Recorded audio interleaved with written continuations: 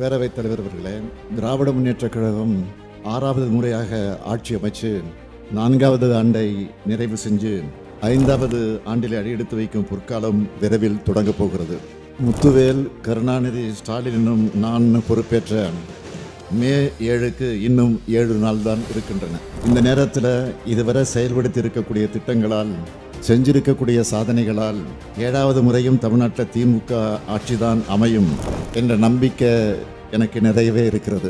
என்னோட 60 ஆண்டு கால பொது வாழ்க்கையை ஒரே சொல்ல குறிப்பிடுற மாதிரி தலைவர் கலைஞர் அவர்கள் ஸ்டாலின் என்றால் உழைப்பு உழைப்பு உழைப்பு என்று சொன்னார்.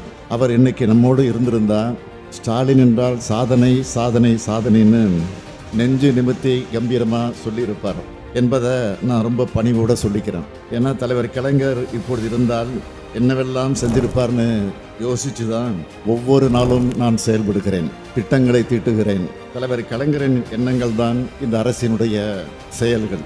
அந்த செயல்களால் விளைஞ்சது தான் இத்தனை சாதனைகள் என்பதை பெருமையோடு சொல்லிக்கிறேன்.